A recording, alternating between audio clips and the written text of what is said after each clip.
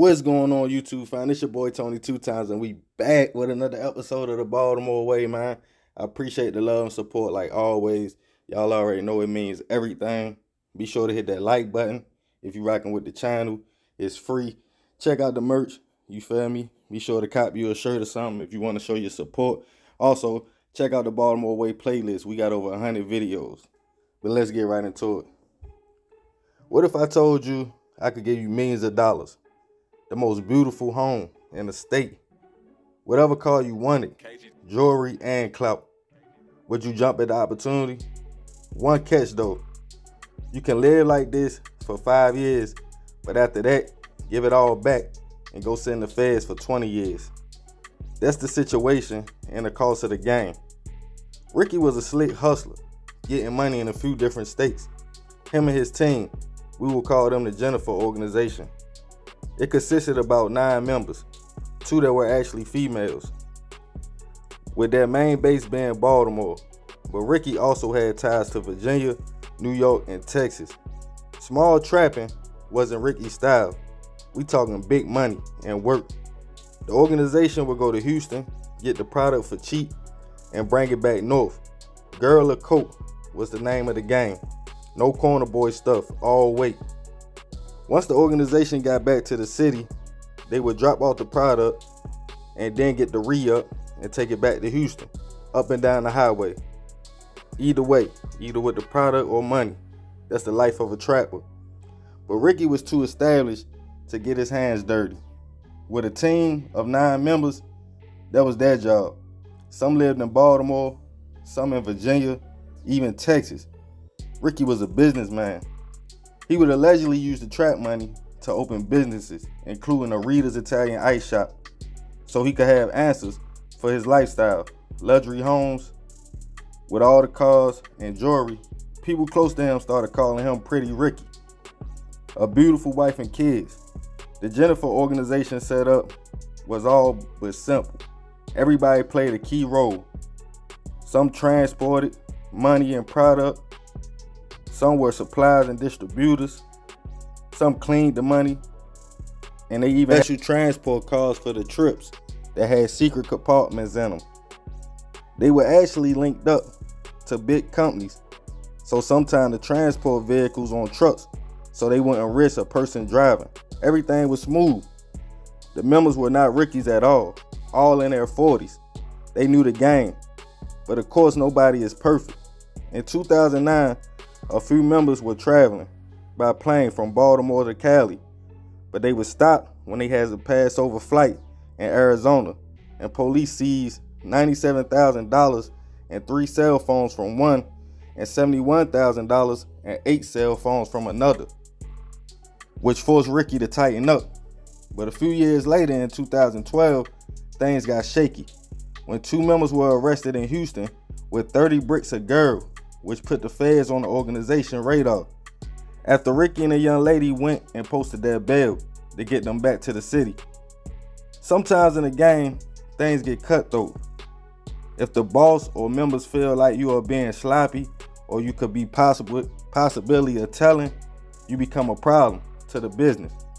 Upon getting back to the city, one of the members that got caught with the bricks was fatally hit, which would cause the feds to allege it was due to the seizure of the product and arrest. The team was still free at the time, but was slipping. Another seizure would happen in 2013 in Arkansas. A carrier going from Baltimore to Houston was caught on the highway with 24 bricks after Arkansas police found the secret compartment. It was spiraling downhill, but Ricky wasn't worried. With the front business, as long as nobody talked and he stayed low key, it was business as usual. A clothing store, ice cream company, and Rita's Italian ice was enough to cover his tracks. But debate by the feds was already in motion. Surveillance, wiretaps, they were hoping to slow the organization down. Side note, once people start getting booked and feds start watching, some people you rock with for years, you start looking at different and become paranoid, not knowing who to trust. Ricky usually got people to make plays for him, but he would eventually slip up. In a parking lot in Woodbridge, Virginia, a black bag was passed off by Ricky, and another member. Feds were right there, little did they know. They followed the other member and pulled over him after driving 60 miles. They was telling him he ain't even know it, and they found 2 bricks in the hidden compartment. That was the straw that broke the camel's back. They had the big man himself red-handed. The indictments would start pouring down. Warrants would lead the feds searching the homes, finding over 27 bricks, $2 million in jewelry, and $600,000 worth of cars, which were seized. Soon after, members started turning themselves in. Ricky's businesses were seized and over $15 million in assets. Ricky received 20 years. Other members received different sentences for their roles, but it wasn't over just yet for Ricky. His ex-wife and mother of his kids was dating an African man, an actor and model, in which she also owned her own employment agency in Greenbelt, Maryland. Ricky being incarcerated, she moved on, but it would come to a tragic end as she was chased down and hit broad daylight coming out of her business. It was all crazy and all bad. RP to her.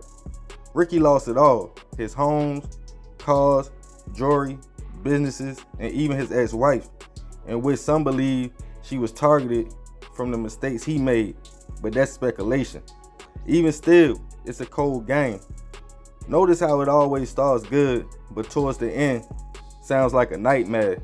Would you rather be free, striving every day to do better, or go get it fast to lose it just as fast? And your freedom as well. We all have choices every day. Pretty Ricky was the man, no doubt.